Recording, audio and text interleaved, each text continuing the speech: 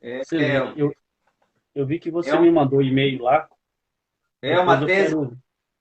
tese de doutorado dele, trata justamente sobre a filosofia e a teologia de Schleiermacher. Certo. Eu vi que você me mandou e-mail. Eu ainda não abri, não, mas eu vou abrir depois para dar uma olhada direitinho É muito boa. e dar uma olhada. É, infelizmente, aqui no Brasil, pelo menos, eu falo assim, da realidade mais próxima nossa, né? O pessoal costuma, às vezes, condenar um determinado pensador, um determinado trabalho, sem conhecer direito. Né? É, Isso ele é, isso falou é isso. Oi? Ele, inclusive, citou isso. Ele falou assim: ó, nós não temos muito material de pesquisa sobre o Schleiermacher para o pessoal condenar ele sem conhecer. Sem conhecer. Os livros de teologia contemporânea já apresentam ele de cara como pai da teologia liberal. É, Eu até acredito, por aquilo que eu já li, Danilo, que eu não tenho certeza, mas eu acho que essa crítica, ele não tomou conhecimento dela, tipo, de alguém contemporâneo a ele falar, oh, você é o pai de um liberalismo teológico. Essa eu até acho que é uma rotulação que vai ocorrer bem depois, não, né? muito depois. Certo, Muito. exatamente, ela vai ocorrer bem depois, e é por isso que quando você pega hoje um livro de teologia contemporânea e lá já coloca de cara, né, pai da teologia liberal, as pessoas já nem interessa o que vai ser falado sobre ele, já condena de cara e então aí que eu acho que está um dos problemas, sabe? Na verdade, o próprio Barth, vai dizer em um de seus livros que não se pode pensar em teologia protestante sem antes pensar no Schleiermacher. Ele fala assim: o norte da teologia protestante é a partir de Schleiermacher. Exatamente, ele Ele, fala a importância ele, que ele teve para o cristianismo e a teologia moderna, né? ele coloca, na verdade, o Schleiermacher como pai da teologia protestante. É. Bom, Danilo, eu acho que a gente pode dar início assim de maneira mais formal, né? Vamos Daqui iniciar. tá, e que as pessoas aí forem chegando. O vídeo também vai ficar à disposição para as pessoas que não puder acompanhar agora, ver Então, eu depois. tenho que achar ele e colocar lá no meu canal do YouTube. Exatamente, muito bom, muito bom. Bom, nossa live de hoje, pelo Ciente, vamos falar sobre esse teólogo controverso, né? Ao mesmo tempo que alguns teólogos colocam ele, como a gente acabou de falar agora, como um teólogo bastante importante para a teologia da modernidade, porque ele, de certa forma, traz a teologia para o centro da discussão como uma ciência relevante, levada em consideração por tudo aquilo que o iluminismo tinha feito, né? Reduzido a fé cristã a, a uma moralidade apenas, né? Os iluministas disseram isso. Se tira a moralidade do cristianismo, acabou, não sobra mais nada. Então, ele, ao mesmo tempo que ele é esse teólogo que é apresentado como um teólogo importante, tem esse outro lado, a qual também se faz crítica a ele, o chamando de pai da teologia liberal. Hoje nós vamos falar, então, sobre esse teólogo alemão que nasce na segunda metade do século XVIII, que eu não sei se a pronúncia está correta, né? Mas Friedrich Daniel Ernest Schleiermacher. Eu, pelo menos, costumo falar Schleiermacher. Eu vi que você já pronuncia de uma forma diferente, né, Danilo? É, E hoje nós... no alemão mesmo, nós temos que dar uma ênfase maior no ma, né? Aí fica Schleiermacher. Né? Schleiermacher, tá certo. Porque E aí nós temos que considerar ele como proveniente, né, de origem alemã, né, da Prússia, né? Então, certo, ele tem aquele sentido mais puxado, né, do que o inglês. O alemão é mais puxado que o inglês. tá certo. E eu na verdade, tinha vontade de encontrar alguém para a gente poder conversar um pouco sobre ele, sobre essa figura teológica, sobre o seu pensamento. E eu me lembrei de você, aí já fazendo aqui uma breve apresentação também, professor, escritor e pastor Danilo. Foi meu professor de teologia no seminário na época chamado Badetrim, 2005, né? E eu me lembro, Danilo, que uma das coisas assim que acontecia e que fez você ser um professor marcante dentro do seminário, eu me lembro que você conseguia transitar entre esses teólogos controversos, porque essa turma, né, tanto a partir do Schleiermacher, pelo Harnack, ou a gente pode chamar aquela segunda safra, Paul Tillich, Rudolf Bultmann, enfim, né, os chamados neo-ortodoxos e liberais, etc. E eu me lembro que você conseguia transitar entre eles sem aquele ar de condenação como outros professores faziam. E eu admirava isso, eu tenho isso muito fresco na minha memória, desde a época de seminário. Lá se vai 15 anos já, né, que você foi meu professor. É verdade. E gostava muito também das experiências que você falava do período que você foi missionário na África, né, Moçambique, se eu não estiver enganado, né? Foi. E acredito que você foi uma referência para muitas pessoas pela dedicação à teologia, ao estudo acadêmico, à seriedade que precisa de ter quando se estuda teologia, não ser levado pela conveniência confessional de algumas linhas, né? Eu sempre admirei isso em você. E eu recentemente vi um vídeo seu comentando justamente sobre o pensamento do Schleiermacher, e aí eu, na hora, atinei e falei, vou convidar o Danilo para a gente poder falar um pouco sobre ele. Eu acho que dentro do cenário brasileiro é carente.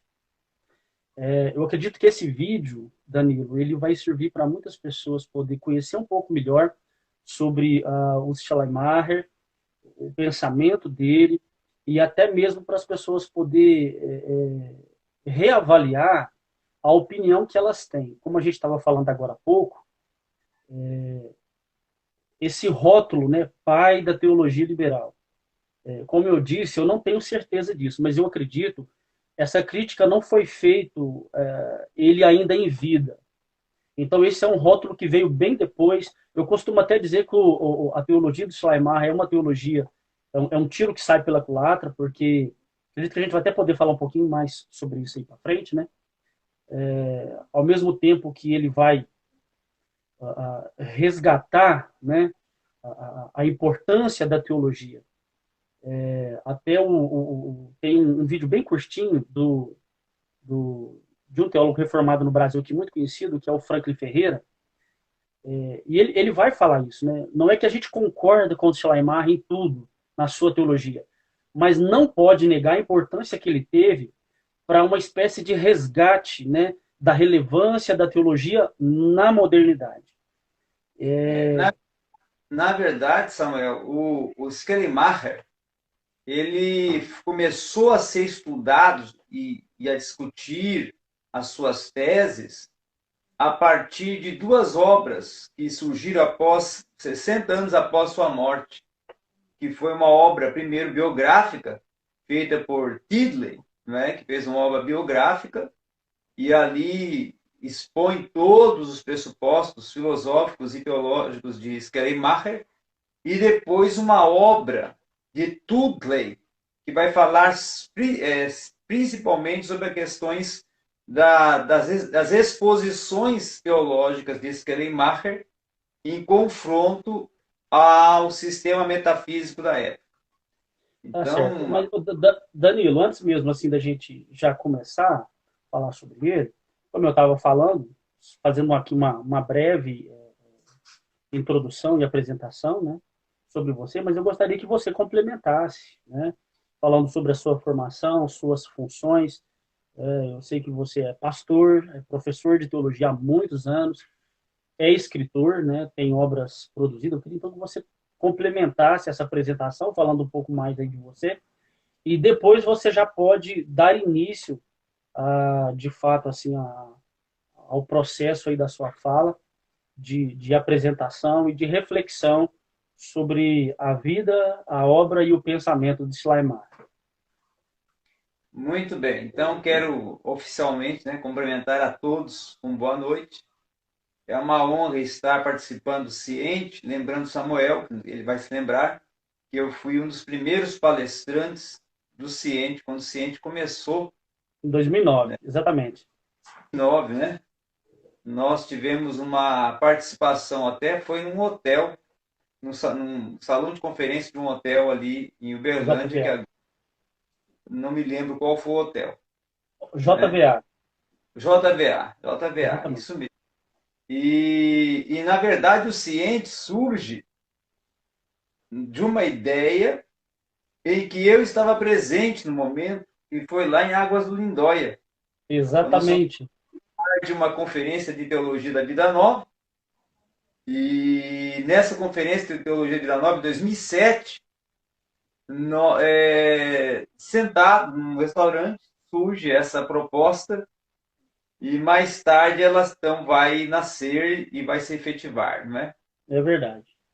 Exatamente. E isso é importante, porque Uberlândia, ali onde eu trabalhei durante 11 anos na área da teologia, podemos considerar que, dentro do contexto não só do Triângulo Mineiro, né, mas do Sudeste, né, do Sudeste do Brasil, ela teve uma grande participação e influência. Eu trabalhei no Ibadetrim, antigo Ibadetrim, iniciei lá em 2005, e aí eu fui até 2016, então foi 11 anos de atuação ali, até ocorrendo a transição de Ibadetrim para IMP, aonde eu participei de todo esse processo. Lá eu consegui os cargos de vice-diretor, né? Depois de coordenador teológico, e depois fui efetivado como coordenador pedagógico, e aí fiquei de coordenador pedagógico até 2016, onde eu encerrei a minha participação lá no MP. Foi uma Certo. grande turma de teólogos e que foi ali formado, né? E graças a Deus eu tive a oportunidade, assim, as únicas disciplinas que eu não atuei, eu estava até esses dias fazendo uma anamnese, uma lembrança, uma análise, né? Foi justamente nas que são construtivas das línguas, né? O grego, o hebraico, a exegese do Antigo e do Novo. Foi onde eu não atuei. O resto, eu Eu me sempre lembro. dava meu saco e estava envolvido lá, atuando. E como o Samuel falou, eu sempre tive uma abertura, porque desde que eu comecei meu processo de formação, quem sabe eu comecei rompendo e quebrando alguns paradigmas. Eu Exatamente. estudei em seminário interno durante 4 anos, né, quando fiz meu bacharelado, e nesse momento, estando ainda no primeiro ano, eu entrei na biblioteca de um professor, na época de férias, que ele viajou e pediu para mim cuidar da casa dele, e aí entrei lá na biblioteca dele, e o primeiro livro que eu fui começar a ler, ainda sendo assim, vamos dizer assim, um catecúmeno, né, teologicamente, foi a Teologia Sistemática de Paul Tillich. Nossa. E aí, no segundo ano, eu me atrevi a ler a teologia do Novo Testamento do Bultmann.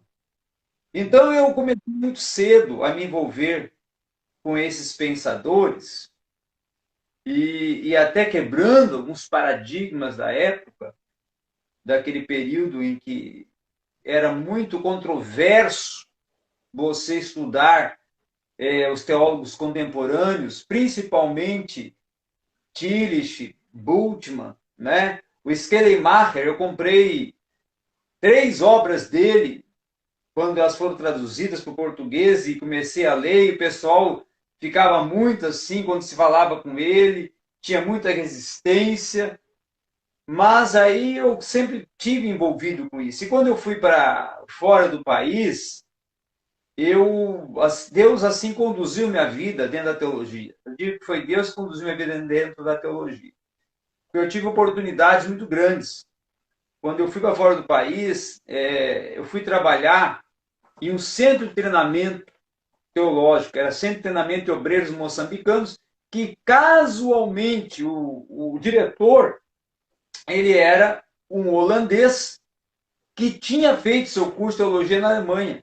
Olha, Então, vinha com toda uma carga de formação teológica liberal, isso em que ano, e Dani? isso aí foi em 1987, não é? É, Então, eu assim absolvi com ele, porque ele falava português, né? E o que ele tinha dificuldade era tinha tradução, tinha tradutor, e então absorvi muita coisa de teologia com ele, não é? Eu tive momentos de aulas particulares sobre alguns pensadores com ele. olha, E aí, após isso, ele me pagou, ele me financiou, né? Um ano e meio de um curso em Harare, que é a em que? capital do Zimbábue, né?